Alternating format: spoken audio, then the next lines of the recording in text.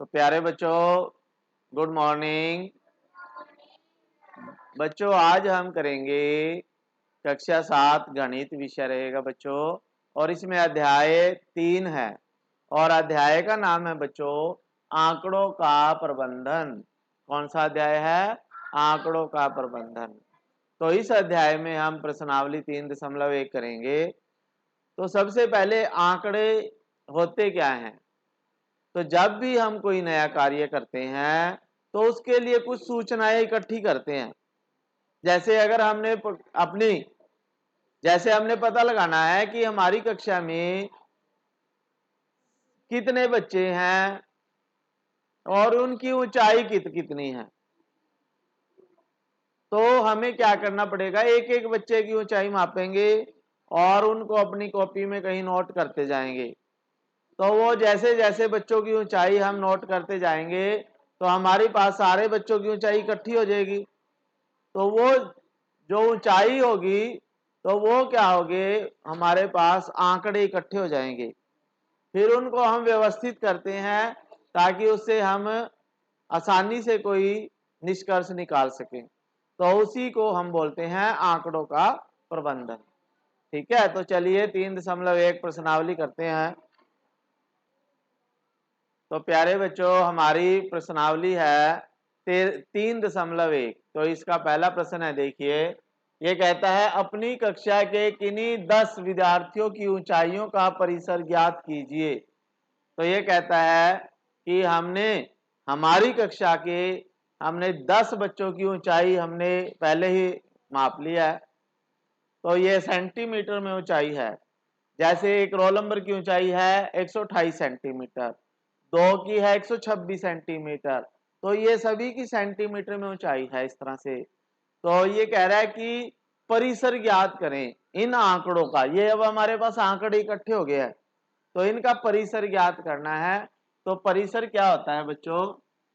आंकड़ों का परिसर क्या है, या ऊंचाइयों का आंसर है बच्चों, ये देखिए, ऊंचाई का परिसर। तो परिसर होता है बच्चों सबसे ज्यादा बड़ा आंकड़ा कौन सा है, यानी सबसे बड़ा आंकड़ा माइनस सबसे छोटा आंकड़ा। ठीक है, यानी इसमें क्या है, परिसर होगा सबसे अधिक ऊंचाई, सबसे अधिक सबसे अधिक ऊंचाई माइनस माइनस करेंगे सबसे कम ऊंचाई।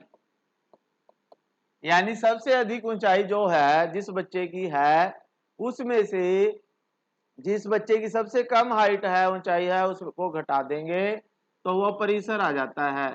तो परिसर हो जाएगा बच्चों, क्या हो जाएगा, सबसे अधिक ऊंचाई में देखिए कौन सा आंकड़ा सबसे बड़ा है, 160 है। तो 160 माइनस सबसे कम कौन सा है, 124। तो 124, 160 माइनस 124 करेंगे तो ये परिसर आ जाएगा। कितना आएगा, घटा के माइनस करके क्या आएगा बच्चों, इस परिसर को रेंज भी बोलते हैं, इंग्लिश में रेंज। ठीक है, रेंज बोलते हैं, डाटा बोलते हैं आंकड़ों को। डाटा की रेंज है ये एक तरह से, यानी सबसे बड़ा डाटा जो है माइनस सबसे छोटा। तो ये आ जाएगा बच्चों, कितना आ जाएगा, 6 और 5 में 36 आ जाएगा आपका सेंटीमीटर आंसर।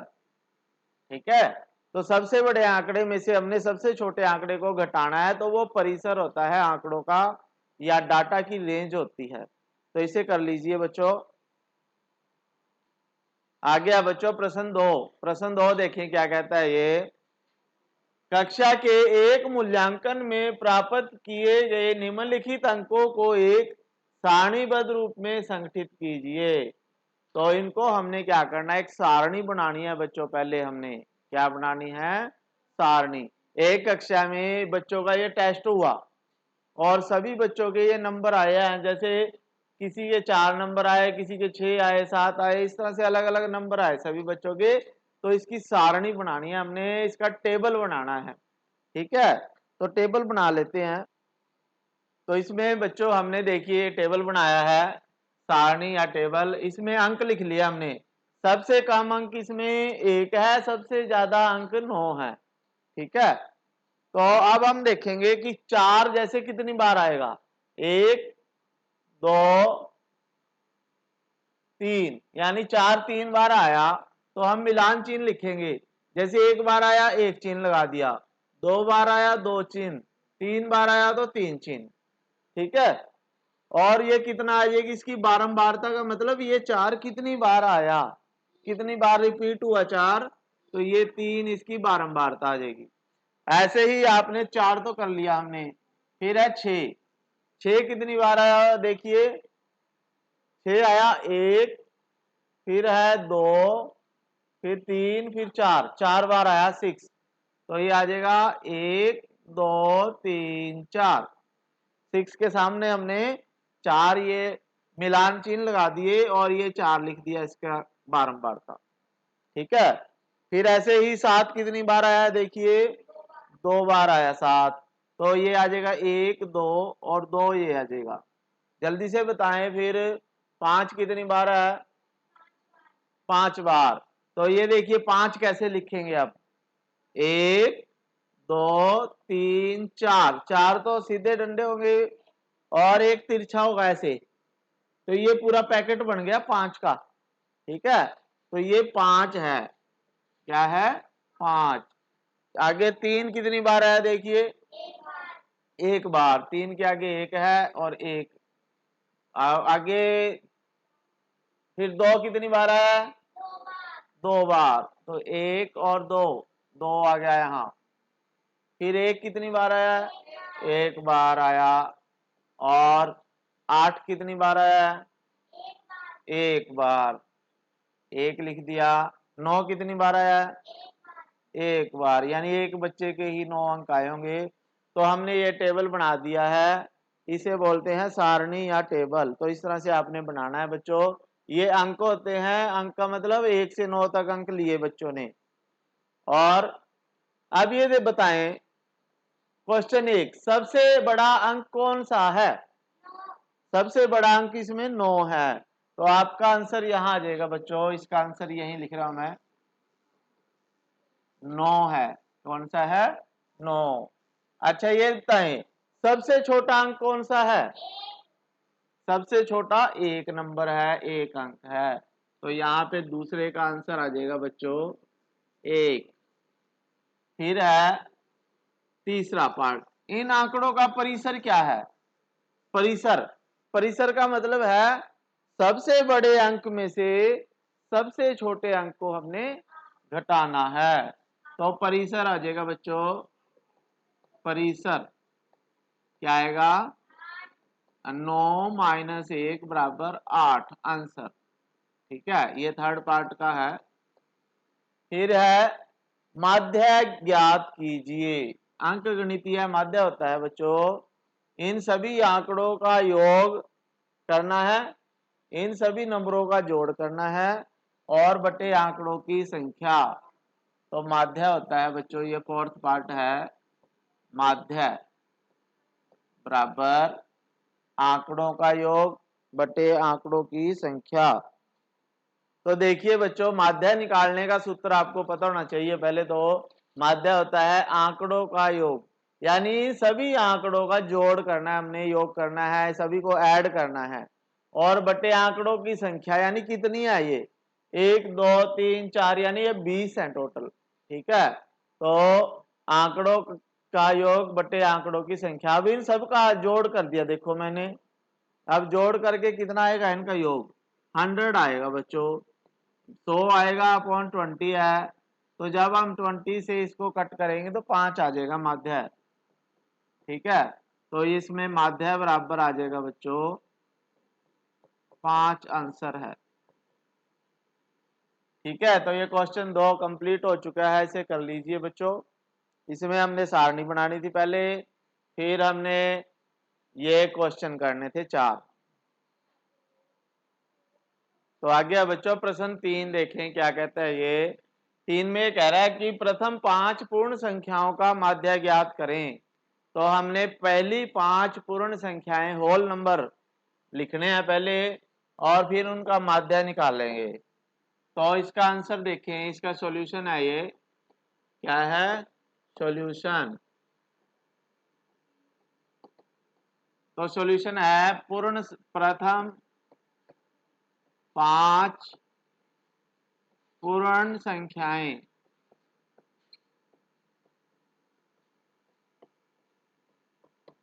प्रथम 5 पूर्ण संख्याएं कौन सी हैं बच्चों, देखिए 0 होती है पहली, फिर 1 है, ठीक है, फिर 2 है, 3, 4, ये पहली 5 पूर्ण संख्याएं होगी। 1 2 3 4 5 होगी है। तो इनका माध्य निकालेंगे, क्या है माध्य, क्या होता है योग, आंकड़ों का योग बटे आंकड़ों की संख्या, ठीक है। आप लिखोगे आंकड़ों का योग बटे आंकड़ों की संख्या। तो योग कितना है इनका 0 जमा 1 जमा 2 जमा 3 जमा 4 और बटे 5 है टोटल। तो कितना आ जाएगा जोड़ 10 आ जाएगा।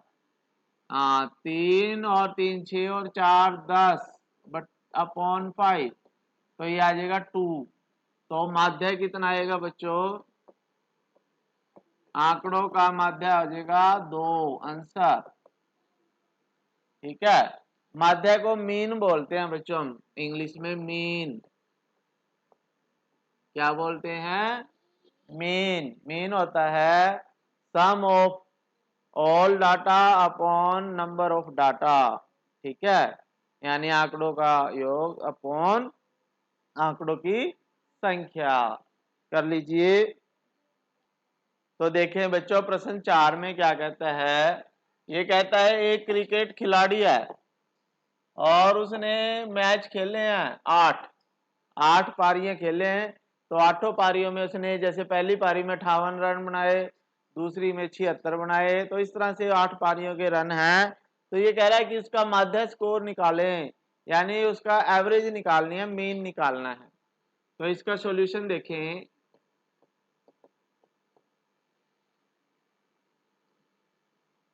तो इसका देखें आंसर।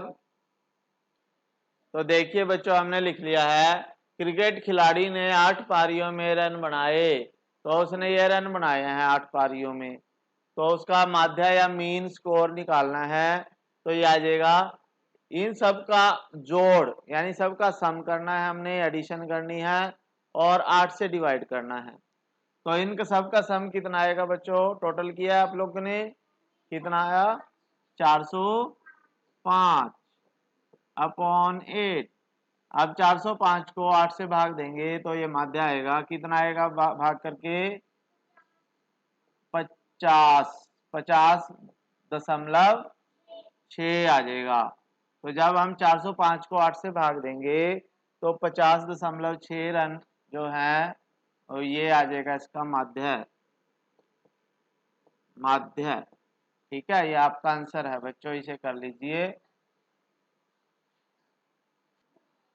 प्यारे बच्चों 5वां प्रश्न है आपके पास। 5वां प्रश्न देखिए ये क्या कहता है। ये कह रहा है कि निम्नलिखित सारणी प्रत्येक खिलाड़ी द्वारा 4 खेलों में अर्जित अंकों को दर्शाती है। यानी एक सारणी है ये, इसमें 4 खिलाड़ी हैं ए बी सी, 3 खिलाड़ी हैं और उन्होंने 4 खेल खेले, 4 मैच लगाए। तो जैसे एक खिलाड़ी ने पहले मैच में 14 रन बनाए, दूसरे में 16, फिर 10, फिर 10, ऐसे ही बी के ये रन हैं और सी के ये रन हैं। तो अब इन प्रश्नों के उत्तर हमने देने हैं, ठीक है। तो इसमें देखिए क्या है ये। फर्स्ट है जैसे प्रत्येक खिलाड़ी में खेल में, यानी प्रत्येक खेल में ए द्वारा अर्जित औसत अंक ज्ञात करने के लिए माध्य ज्ञात करें। यानी हमने ए का औसत माध्य निकालना है बच्चों। तो औसत माध्य कैसे निकालेंगे, इन आंकड़ों को जोड़ देंगे और 4 से भाग दे देंगे। तो कितना आ जाएगा? 14 और 16 30 होते हैं, 30 और 20 50। तो माध्य इसका आपका आंसर यहाँ पे लिख देते हैं हम। तो इसमें माध्य क्या आ जाएगा बच्चों? 50 को भाग देना है 4 से, तो कितना आएगा? 50 को 4 से भाग देके कितना आ जाएगा? तो इसमें आपका आंसर आ जाएगा बच्चों, देखिए माध्य बराबर 50 टोटल है, 4 से भाग देके 12.5 आ जाएगा। फिर है दूसरा, प्रत्येक खेल में सी द्वारा अर्जित माध्य अंक ज्ञात करने के लिए आप कुल अंकों को 3 से भाग देंगे या 4 से।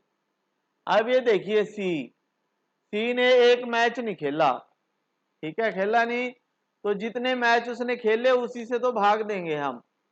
तो जब इसने खेला ही नहीं है, इसलिए ये 3 आंकड़े हैं, तो 3 से हम भाग देंगे इसको। तो हम आंसर में लिखेंगे 3 से, आंसर है इसका बच्चों 3 से भाग देंगे, 3 से भाग देंगे। फिर है बी ने सभी 4 खेलों में भाग लिया, आप उसके अंकों का माध्य किस प्रकार ज्ञात करोगे? अब बी का माध्य निकालना है हमने। बी का माध्य भी वैसे ही सबको जोड़ेंगे और 4 से भाग देंगे, क्योंकि इसने तो चारों मैच खेले हैं, चाहे बेशक 0 रहा तो ये माध्य आ जाएगा बच्चों। इसका यहाँ पे लिख देता हूं माध्य। तो ये आ जाएगा कितना है टोटल? 8 जमा 6 जमा 4 18। 18 को भाग देना है 4 से, तो ये इसका माध्य कितना आएगा? ठीक है बच्चों, तो इसमें जो हमारे पास बी है, तो बी का माध्य कितना आ जाएगा? 18 को 4 से भाग देना है, तो हमारे पास 4.5 आ जाएगा। फिर उसके बाद है किसका प्रदर्शन सबसे अच्छा रहा? तो इनमें ए बी और सी में सबसे बढ़िया प्रदर्शन किसका है बच्चों? देखिए, यानी सबसे ज्यादा रंक किसने बनाए? ए ने बनाए। कितने बनाए? ए ने। ध्यान से देखें, पहले हमें सी का माध्य भी निकालना पड़ेगा। किसका? इसमें देखो बच्चों, इसमें क्या है कि जो हमारे पास ये कह रहा है कि किसका प्रदर्शन सबसे अच्छा रहा, तो इसमें देखिए सी के का माध्य है 10.6, यानी जिसका माध्य सबसे ज्यादा होगा ना, तो उसी का प्रदर्शन अच्छा रहता है, ठीक है। और ए का माध्य है 12 और बी का माध्य है 4, तो सबसे ज्यादा किसका है? ए का। तो आप लिखोगे ए का प्रदर्शन अच्छा है।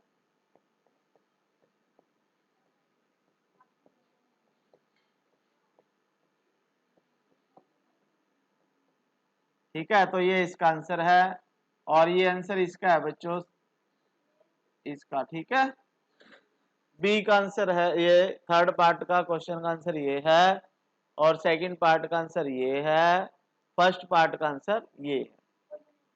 ठीक, तो इसे कर लीजिए। ये हमने सी का माध्य निकाला है यहाँ पे, ठीक है, तो ये कर लीजिए बच्चों।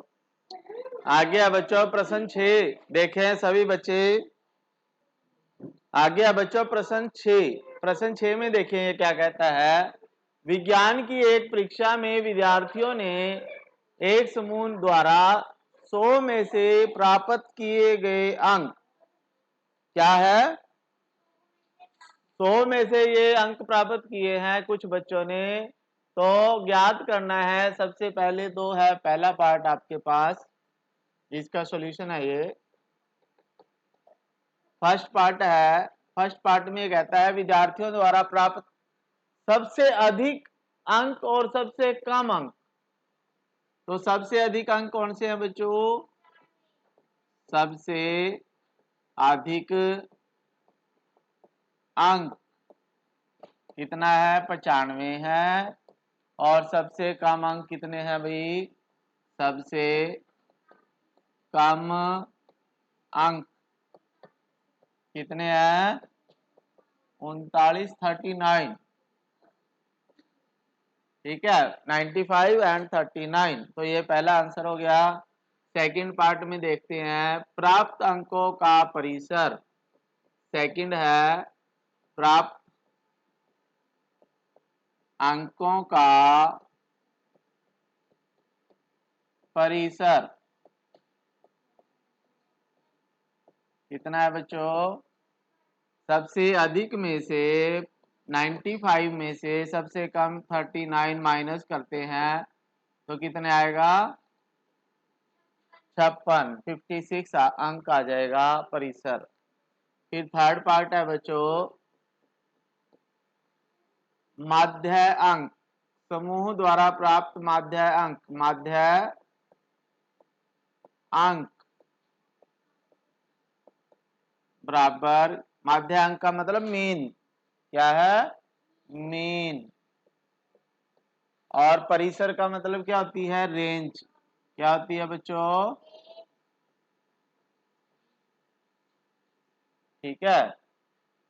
और माध्य मीन कैसे निकालेंगी? सभी का सम 85 plus 76 plus 90 plus 85 plus 39 48 56 39 plus 48 plus 56 plus 95 81 75 95 81 75 और टोटल कितने हैं ये बच्चों? कितनी है? 1 2 3 4 5 6 7 8 9 10। ठीक है, तो इनका टोटल कितना आएगा बच्चों? देखिए तो इनका सम कितना है टोटल? 730 अपॉन 10, तो इसका माध्य आ जाएगा बच्चों 73। तो माध्य या मीन कितना आ जाएगा बच्चों? 73 आंसर है। तो ये थर्ड पार्ट का आंसर है, कर लीजिए इसे कंप्लीट। आगे बच्चों सातवां क्वेश्चन है, देखिए क्वेश्चन नंबर 7। 6 क्रमागत वर्षों में एक स्कूल में विद्यार्थियों की संख्या निम्नलिखित थी। यानी लगातार 6 सालों में एक स्कूल में बच्चों की संख्या है ये। जैसे एक पहले साल इतनी थी, दूसरे साल ये, तीसरे साल इतने बच्चे थे स्कूल में। तो इस समय काल में स्कूल के विद्यार्थियों की माध्य संख्या निकालिए। तो माध्य निकालना है, वैसे ही निकालेंगे, आंकड़ों का योग बटे आंकड़ों की संख्या। तो कर लेते हैं। तो आगे है बच्चों, इसमें हमने देखिए स्कूल में विद्यार्थियों की संख्या का माध्य निकालना है, तो विद्यार्थियों की माध्य संख्या आ जाएगी मीन। ठीक है, माध्य का मतलब मीन निकालना है। तो आंकड़ों का योग करना है और आंकड़ों की संख्या, आंकड़ों का योग बटे आंकड़ों की संख्या। आंकड़ों का योग जब हम इन सभी आंकड़ों का योग करेंगे ना बच्चों, जब सभी आंकड़ों को जोड़ेंगे तो हमारे पास 12,349 आ जाएगा। और 6 आंकड़े हैं ये, 1 2 3 4 5 6। तो जब इसको 6 से भाग दिया, वैसे तो ये डेसिमल में आएगा, पॉइंट में पूरा पूरा कटेगा नहीं, लेकिन क्योंकि ये बच्चों की संख्या है तो अब हम ऐसा तो कर नहीं सकते भी बच्चे को एक बच्चे के 3 टुकड़े कर दें, 2 कर दें, तो बच्चे तो पूरे ही गिनने पड़ेंगे हमें। तो इसलिए हम डेसिमल नहीं लेंगे इसमें। तो ये आपका माध्य या मीन आ जाएगा बच्चों आंसर। ठीक है, तो ये कर लीजिए। आगे है बच्चों प्रश्न 8। तो प्रश्न 8 में क्या कहता है ये देखिए, एक नगर में किसी विशेष सप्ताह में 7 दिनों में हुई वर्षा। यानी किसी शहर में, गांव में 7 दिन लगातार वर्षा हुई है, तो उसमें ये टेबल है। जैसे सोमवार को इतनी वर्षा हुई, 0 हुई, यानी इसका मतलब उस दिन वर्षा नहीं हुई। बुधवार को इतनी, मंगलवार को इतनी, बुधवार को, बृहस्पति, ये सभी वर्षा है अलग अलग दिनों में। तो ये कह रहा है उपरोक्त आंकड़ों से वर्षा का परिसर ज्ञात करें। तो इसमें परिसर क्या होएगा बच्चों, कैसे निकालेंगे? सबसे बड़ी आंकड़े में से सबसे छोटा आंकड़ा, इसका आंसर क्या आएगा बच्चों? परिसर। आंसर परिसर। कितना परिसर होगा इसका? सबसे अधिक वर्षा कौन सी है? 12.2 या 20? हाँ, 20.5 माइनस सबसे कम क्या है? 0। तो परिसर आ जाएगा 20.5, 20.5। फिर है सेकंड, इस सप्ताह की माध्य वर्षा ज्ञात कीजिए। तो ये माध्य वर्षा हम यहाँ पे लिखेंगे, इसका आंसर सेकंड का आंसर है ये माध्य वर्षा। माध्य वर्षा क्या आएगी बच्चों? या मीन रेन। तो इसमें माध्य वर्षा में क्या होगा? इनका सबका जोड़ कितना है? माध्य वर्षा का मतलब ये आ जाएगा 12.2 जमा 2.1 जमा, ये जीरो वाले में लिख नहीं रहा, ठीक है, क्योंकि जीरो तो जीरो होता है। 20.5 प्लस 5.5 प्लस 1.0, और टोटल आंकड़े कितने हैं? ये 7, 1 2 3 4 5 6 7। तो इनका टोटल कितना आएगा बच्चों? 41.3 को 7 से भाग देके कितना आएगा? 5.9 सेंटीमीटर आंसर है बच्चों ये, ठीक है, क्या है? आंसर है। फिर उसके बाद है थर्ड पार्ट, कितने दिन वर्षा मध्य वर्षा से कम रही? यानी जो 5.9 से कम कितने दिन रही? 5 दिन। एक तो सोमवार को कम हुई, फिर बुधवार को भी, बृहस्पतिवार को, शनिवार को भी, और रविवार को भी। तो कितने दिन? 1 2 3 4 5। तो आप इसका आंसर लिखोगे यहाँ पे 5 दिन, ठीक है, 5 दिन है ये भाई आंसर इसका। तो ये कर लीजिए, 8वां क्वेश्चन कंप्लीट हो चुका है।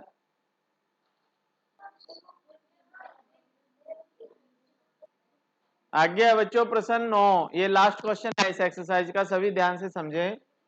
10 लड़कियों की ऊंचाइयां सेंटीमीटर में मापी गई, यानी कक्षा में 10 लड़कियां हैं, उनकी ऊंचाई मापी गई है सेंटीमीटर में। तो ये ऊंचाई आई है उनकी अलग अलग। तो सबसे लंबी लड़की की लंबाई क्या है? तो इसका आंसर देखिए बच्चों क्या है। फर्स्ट पार्ट में सबसे लंबी लड़की की लंबाई, सबसे लंबी कितनी है? 151 सेंटीमीटर आंसर है आपका पहले पार्ट का। फिर है सेकंड पार्ट, सबसे छोटी लड़की की लंबाई क्या है? तो इसका आंसर यहां पे आप लिखोगे 128 सेंटीमीटर। सबसे कम है 128 इनमें, तो 128 हमने यहां लिख दिया। फिर थर्ड पार्ट है, इन आंकड़ों का परिसर ज्ञात करें। तो परिसर क्या होता है? सबसे बड़ी में से सबसे छोटी घटाएंगे। तो इसका आंसर आ जाएगा बच्चों परिसर। क्या निकालें? परिसर कितना आएगा? बराबर 151 माइनस 128, कितना आ जाएगा? 23। कितना आएगा बच्चों? 23 सेंटीमीटर। फिर है लड़कियों की माध्य ऊंचाई। तो माध्य ऊंचाई निकालने के लिए हम इसको यहां कर देते हैं बच्चों, फोर्थ पार्ट है ये, माध्य ऊंचाई। माध्य ऊंचाई, तो इसमें क्या है? माध्य कैसे निकालते हैं? योग बटे संख्या। योग बटे संख्या, इन सब का जोड़ करेंगे, योग करेंगे, सबको ऐड करेंगे, कितना आएगा, कितना आएगा, जल्दी जोड़ें।